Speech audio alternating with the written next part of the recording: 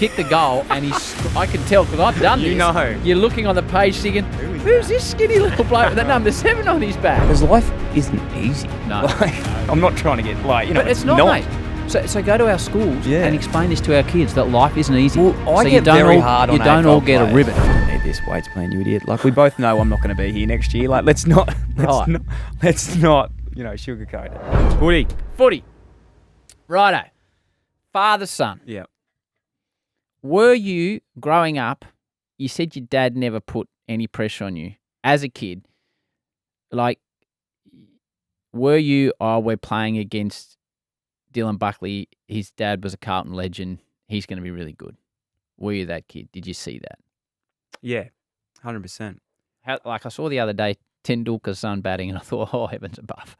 Yeah. Like, Jimmy Buckley wasn't Sachin Tendulkar, but Jimmy Buckley is a legend of the game. 100%. And, like, you know, this is not something that other people haven't experienced. You look at someone like Gary Ablett or, like, you know, Dacos boys. It's something, you know, it's common to people to go through. But, yes, I was actually pretty good junior, to be completely honest. I used to played well, played in all, you know, Vic teams, captain under 16s, captain the AIS, the Australian team.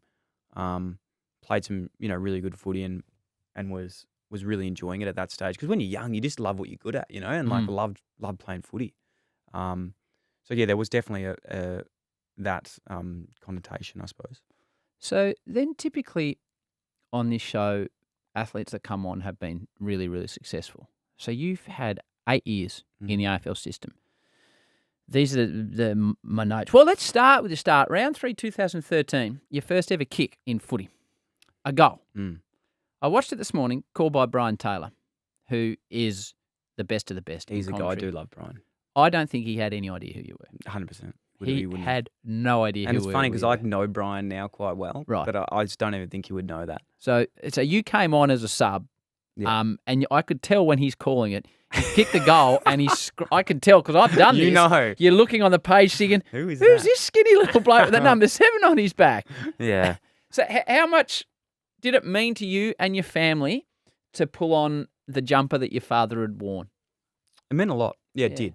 I'll touch on the point about the 41 games and the 8 years, and to be honest, I'm honoured to be on the show, because like for me, getting into this site, like I never thought I'd do this stuff, because I didn't win the 3 flags, I didn't win the Brownlow, win the premiership. Those things didn't happen. But that's why you're fascinating. But that's why maybe I'm fascinating. And for me, as I spoke about being a really talented junior, and I'm sure there's a lot of young people and great people that listen to your show. Well, I know there is. You're the biggest show in Australia. But I think the message for me was early days just got so, I don't want to say ahead of myself, but I just didn't know how to work hard, I think, like as a young kid. And not, why would I know how to work hard? You know, like I was hard on, like I look back now thinking, you're an idiot. Like, why didn't you just do this? Like, I had no idea. I had absolutely no idea, because I'd probably just been naturally gifted and things had just worked. And so you hadn't had to work to that point to get where you had? I wouldn't say I hadn't had to work, but I didn't have any like adversity. Right. Like I didn't get not picked for anything. Your talent levels carried you through. Carried you through. And I think when I got to the club, I just thought like, cool, it's going to happen. I'm going to get cheered off, play 300 games and, like win a couple of flags. How good is this going to be? This easy as. And just got smashed in the face. Like, that is not how it works here, mate. Like, right. Who was the first coach when you got there? Brett Ratton. Okay. Yes, I had Brett Ratton. And remember this time. Go on. And this is good coaching by Brett, by the way. This is why it's great to have a guest on that's heavily involved in podcasts, because they know that podcasts are story-driven. Story-driven. Well, I don't even know. I just like talking about shit stories. So tell your story about Brett Ratton. Brett Ratton is a great coach who I really, really rate and respect. But I remember this time when I was 18 and as I said, I had no idea what I was doing, rocking up the club. Some days I'd kick 3 goals and some days I wouldn't have a touch in the VFL. What did you weigh? I was about 67 kilos. So I wasn't a big boy. A pin up for skinny boys. You and Cade Simpson. Bigger they are. I loved you both. And I remember I had like 3 possessions this day. In the VFL? In the VFL. And Rats like came up to me and he just goes, "What are you doing?" I was like, "Oh, I just wasn't sure. I didn't feel that good before the game." He goes, No. Like, what are you doing? And I was like, oh, not sure like what you're asking. And he's like, what are you doing? Just say I heard you the And first I was time. like, oh, I actually don't know. And then he just Right. walked off. And that was a point where he hit me going like, well, you literally have no idea like what you're doing. Like you thought you had the world figured out, as most young men do. Mm. You have no idea what you're doing. And probably kickstarted that journey on like, all right, let's work it out and see what works and what doesn't. And had some incredible feedback from a lot of guys at that age of like just how to learn how to work hard and, you know, learn how to be a sponge, something I'd never done. Feedback, I couldn't get feedback. If you gave me feedback, it was like you were attacking me and my family and my bloodline. I was like, Okay. how dare you give me feedback? Like, you know, as a young kid. Wow. And coaches would be like, mate, the moment you don't get feedback is when people give up on you. So for me now, it's just like, that's a big thing, is seeking it, you know, being a sponge, asking what I can do, knowing that it's to make me better, not to attack me. So yeah, really struggled with those sorts of things as a young man. And that just comes down to ego and, you know, you want to be right and you want to back yourself in, which are all elements of a successful person, but you got to know when to come the other way. So I talked about the fact that, you know, we don't have many footballers on the show. We had Brendan Favola early doors, a legend of the Carlton Footy Club. We had Chris Judd, and again, two-time Brownlow medalist Cyril, my favourite player. Oh, yeah. Yeah, So- Cyril. yeah. Oh, my God. We had Cyril, Wow. my favourite player of all time. So they're all very, very successful footballers. Got amazing stories to tell. But you have an amazing story to tell because you can answer the questions that these guys can't. You played 41 games over 7 playing seasons, 8 seasons in total. So, Rising Star 2014 nomination, 8 games. Then you played 18, then 2016, 11, then 2017, 1 game. Then you got delisted and moved to the Giants.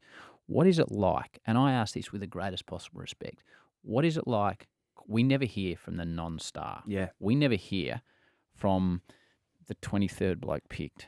If there's injuries, he gets a game. What is that like in a professional environment when you're not the man, which all the guests on this show are typically the man or the woman? That's such a good question. I will say just on that point around the 41, you know, as I said before, I look at my career as a uni degree of just life. Yep. Because if you look at it like this, and this way I explain it, I've been to one of the biggest clubs in Australia, one of the smallest clubs in Australia. I've been a rising star. I've been a 26-year-old hack. I've been in the best 18 and come top 10 in BNF. Yes, I've so been 18 delisted. games, 2015. You're killing it. I've played in wooden spoon teams. I've played in teams that have gone to grand finals. So it's incredible the amount of experiences that you have. And, you know, don't get me wrong, I would have loved to have been Scott Pendlebury and played 300 games and won 2 flags.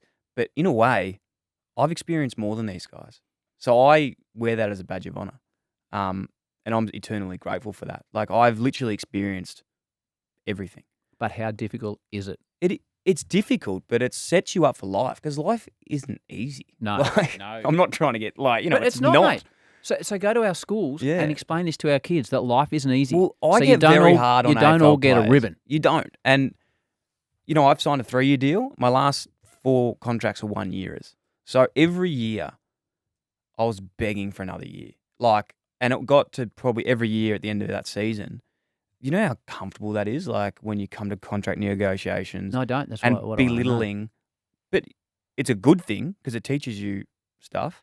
What's belittling about it? Well, belittling in the fact that like you're waiting at the end of a season to, if they can't pick anyone else up better than you, okay, we'll give you a contract. That's business and that's great. Yep. Like we can't get rid of that. Like they can't go, oh, this is hurting Dylan's feelings because that's the nature of the game. That's high performance sport. Like and there's a beauty to that.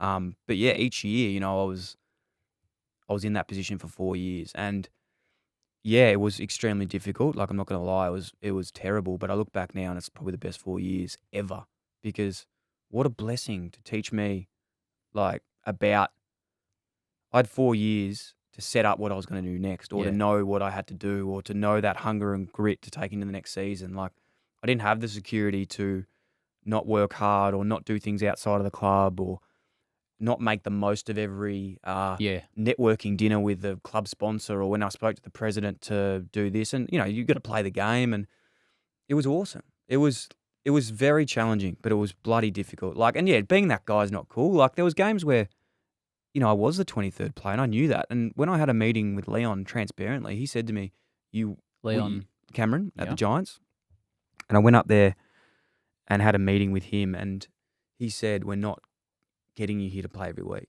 I said, that's fine. I said to him, I think you're wrong, because you're dumb if you're not I'm not going there to make up the numbers. I said, I think you're wrong. I'd love to prove you wrong.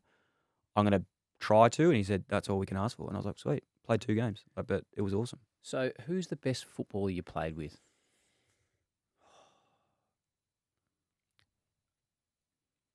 I think the best footballer I've played with, it's so in the player profile, you couldn't narrow anything down to under 3. I know, and I'm not going to name it. I'm not going to be able to do that either. You can give it 3. Well, I'm going to break it into 2 segments. Okay. One is the best player I've played with Yep. in terms of probably the most talented 2 players. Yep. 3. I'll Yep. give you 3. Okay. Chris Judd. Yep. Obviously. Yep. Played in his last game ever that he Did did his knee. Yep.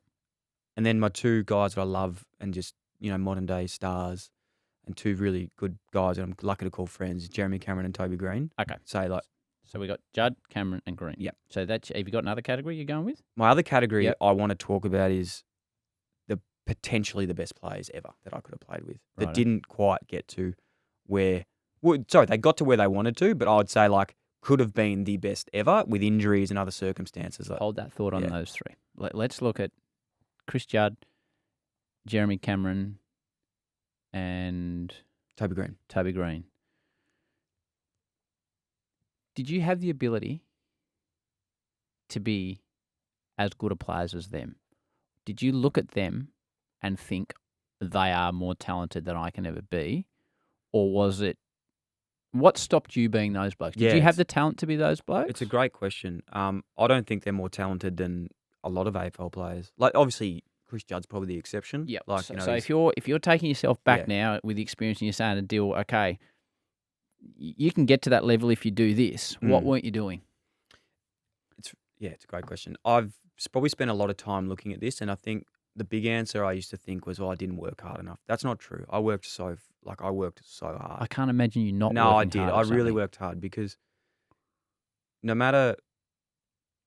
a big believer in no matter what happens in your career, that the next phase is actually real telling of what you did in that career. If you know what I mean? You're not going to get guys that don't work hard and then it just magically works. Yep. So a lot of those things have transferred and it's, gone well post that. To be completely honest, I really, really struggled with performance anxiety, and I only realized that this year, how bad it was for me when I played footy. So how did it manifest itself? It got to, stages where, and this is probably as soon as I got picked up, and even maybe my under 18 and 17 year, but worse at AFL because it was performance based and publicly. But I got to the stage where I would go out there and I'd be hoping to tear my hammy off the bone. I know that sounds so weird, and saying it out loud now is a little bit embarrassing, but I was just fuck. I don't know what it was. I seriously can't. What were you fearful of? Not being good enough or failing? Or It's funny because when I was playing AFL, I didn't have the anxiety. I loved it. But when I was playing VFL, it's almost like you've got to do something special today to get back in. So you're putting the pressure on There yourself. was a pressure. Okay. And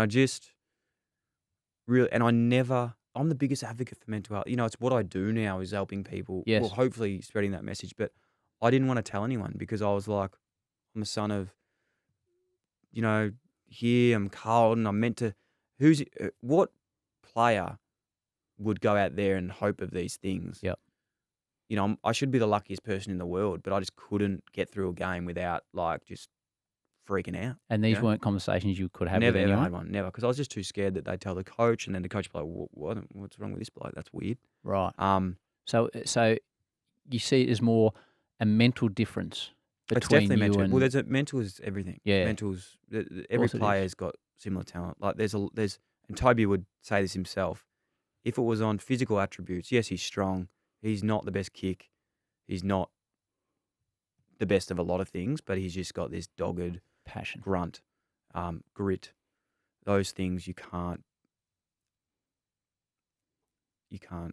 You can't test for at the draft camp. You can't test for them. No. So in the rest of your life, were you able to keep things on track when you were trying to get a game in footy, or does it cloud the rest of your life? It's really, yeah. And to be honest, that's why it's probably come to fruition for me, was like when I left, I haven't played footy since. And that's not probably a little bit because of that, but also the fact that I didn't want to be judged on just that one thing and wanted to learn who I was outside of it. But I probably got to, I was like, oh, thank God, I don't have to play footy anymore. Now this anxiety thing won't happen. And it just popped up in other areas. And it popped up in other areas of my life, and I was like, far out, like I need to get on top of this. So you thought done with it, with the not having the pressure of playing footy, you thought it wasn't going to be I thought it there. wasn't going to be there anymore, and it still was. And it still is. And it's something that just I deal with and I live with, and I've got great, maybe a lot of people live with. It's not like What does it feel like to you? For me, it's Can I ask that? Yeah, it's a, and this is a thing with anxiety. It sounds so silly when you say it out loud, like anything. But for me, it's just this. I'm a catastrophizer. What does that mean? Like, so I just what's the worst possible catastrophize thing that can happen? everything that could happen. I've measured it on every single level of what is the worst possible outcome of everything. Jeez. And it's funny. It's not funny, but it's funny in a way because I have this really weird relationship with anxiety because it makes me who I am. It makes me good at what I do because I don't leave stones unturned, and I can work extremely. Once I'm in something, like You're obsessive. I'm obsessed. I've seen like that I'm in about it. you. But And that's why you're successful. But it's also, it is. So it's but your it's greatest weakness. It's my greatest strength. fear, and it's my Yeah, greatest got you. strength, and it's my greatest weakness, and That's it's interesting, matching mate. it's matching how to use it as a strength, but also how do I manage it in a way that doesn't get. And when it's becoming a day or a situation when it's becoming unmanageable, what do Yeah. you do to get yourself out of it? Yeah, I have a tool belt. Like we talk about it a lot. A lot. I have a great psychologist that I see, monthly. I have so many tools, and it's when I say tool belt, it's like everything I've learned from people I speak to or my psych, we add it to the tool belt, and it's like breathing. Okay, there's breathing techniques, there's meditation, there's mindfulness, there's the David Butterfint story that you just go, you know what, I need to get this done. Mm-hmm. And there's all these different pieces that, techniques that I've picked up over the years that I can call on when I need them. And a big one, which is really funny, I had this, with the whole, just things that, life pops up. I had this sort of really anxious episode like a while ago, and when I say I hate meditation, like I'm not massive on it, but it got to the stage where nothing on the tool belt was working, and I was like, I'm going to try this out, and it was just unbelievable. I just listened to a guided meditation on my phone, Spotify, you can look them up, they're everywhere, and I was like, fuck, that's awesome. So it's not one thing, it's just like there's a million things there that I can just call upon and try and use them. A big one for me is cold, like the ocean and nature. I know we've got the big wave behind us, but and I know you love the ocean, but when I was in Sydney, like the connection to the water was immense, and just what the feeling is when you go under a wave and you feel like your body, that little, like it does a bit of a worm through your body. And I used to like just do 4 dives under the water, and I'd feel like the water like flushing out the anxiousness and out my toes and just like go through. And I loved that. That was so good. And then when I moved to Melbourne, I really struggled because I didn't have the water anymore. So that's why I've adapted golf. And I love the focus it brings. I love walking around in nature. This is going to sound really weird now, but I love being close to trees. Right. Because I just feel like, trees give us oxygen. Because if I play golf, it increases my levels of anxiety. Yeah, right. Well, I'm not good enough for it to really factor in. I don't, if I hit a 300, it doesn't really matter. But I love being in, and I spend a lot of time in the trees, mind you. So I just love being near the leaves and stuff. I get that. Yeah. Just a final one on your footy, mate. And I appreciate your openness. So you got delisted from the Blues, and then you get delisted from the Giants. How does the conversation go? Like, tell me about what happened at Carlton. That's actually a really interesting story. When I'd left, I knew, like, you have to be pretty silly not to see that coming. Okay? Like So- you know what's got the delistings. You'd played. I think I'd played a couple games that year. Yeah, that's not it. sure. Yeah. So like and I'd signed 1 year. Like I wasn't. So does the coach call you in? Yeah. So what happened was, obviously no contract on the table. You're going into the end of review meeting, and even sitting there, I go through my weights coach and my nutrition plan, and my meeting was at the end of the day, and the whole time I'm sitting there going, I don't need this weights plan, you idiot. Like we both know I'm not going to be here next year. Like let's not sugarcoat it. But for me, this was probably at the stage where like I went from that immature thinking to it's not what happens, it's how you react to it. Yeah. And walked up into the exit review With Brendan Bolton, John Barker, Neil Craig, Stephen Silvani. pretty imposing. Yeah, it was a room. lot. There's probably like Pretty 6 guys in imposing there. room. Neil, And Neil Craig, they're all scary guys. And when you're not playing, your relationship's never it's never going to be incredible. Like I wanted to play, they weren't playing me. They're fair enough too. I didn't deserve to play. And they just said, look, we're not offering you another contract. But what they said was they're like, we aren't going to delist you, because like of the relationship we have. We want to actually try and put you into another trade to give you another deal. And they were going to try and just add me in as like steak knives somewhere else, and which was nice, like appreciated it.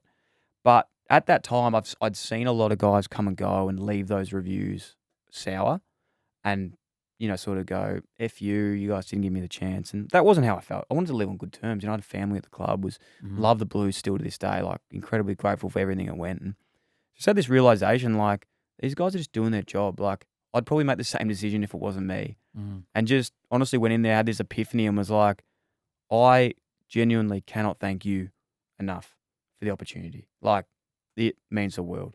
I've come here a boy, leaving a boy, but with a few more bruises and a bit more wiser, and learn a lot about myself. Like I've grown up there, and just thank them for the opportunity, and couldn't be more lucky, and just wanted to call it home. And I just remember hugging Sauce, and like both all crying, because it was just like a really nice time.